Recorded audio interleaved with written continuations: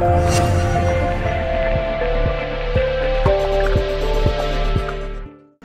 guys, this is Dhruv from PhoneArena.com, and today we bring you the camera review of the Intex Aqua i-5. The Aqua i-5 is a 5-inch phablet powered by a 1.2 GHz quad-core processor from MediaTek.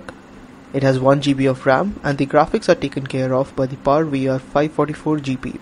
The Intex Aqua i-5 has a 12 megapixel camera along with a single LED flash, and the camera on this device is said to have a 5-element lens arrangement.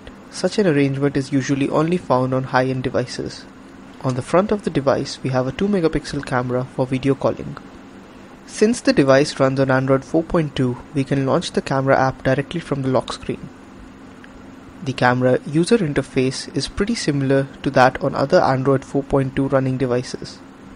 On the left hand side, we have various shooting modes which includes normal, HDR, face beauty shot, panorama, auto scene detection, smile detection mode, best shot mode, and the EV bracket mode.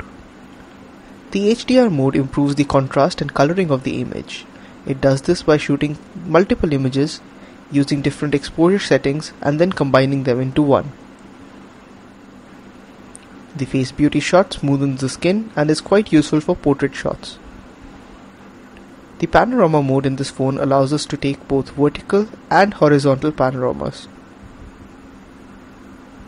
As the name suggests, the auto scene detection mode is used to set the settings automatically depending on the situation. We also have the smile detection mode, which clicks a snap when a person smiles. The best shot mode detects the correct instant to snap a photograph and then shoots it. The EV bracket mode shoots 3 images, one with the standard normal exposure setting, one with a higher exposure and one with lower, and it then allows you to choose any number of it amongst the 3.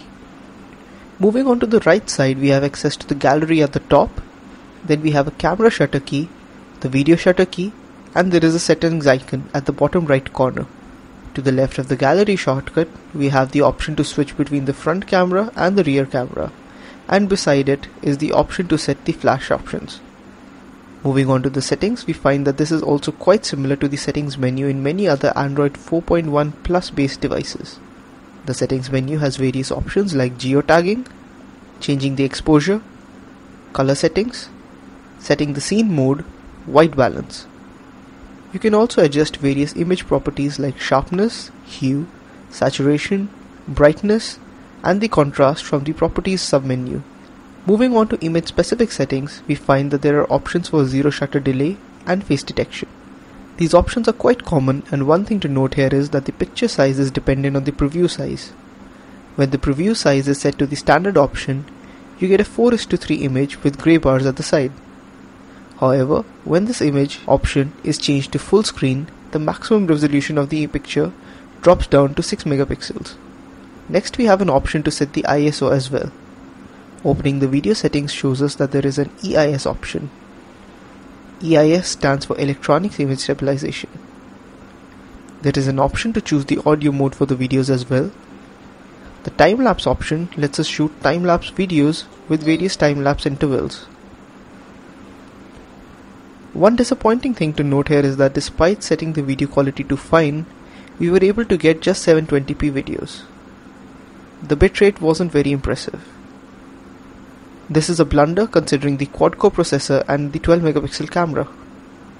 Let us check out a few sample shots taken with the phone. First is the daylight shot taken with and without HDR. The details are quite good. The HDR option improves the color and contrast a bit.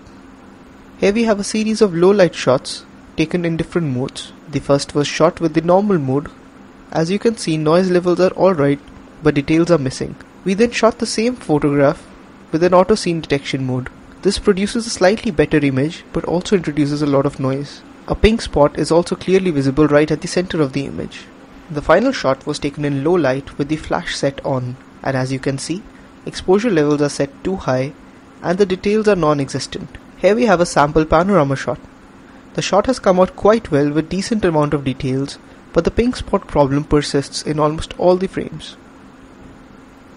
We've saved the best shot for the last, the macro shot. The shot has come out quite well despite it being a cloudy day. The details on the nearby object are quite good and the background is blurred out quite beautifully. One more thing to note about the camera is how quick the camera focuses on an object. The accuracy and speed of focus is quite good. Let us check out a video sample shot with this device.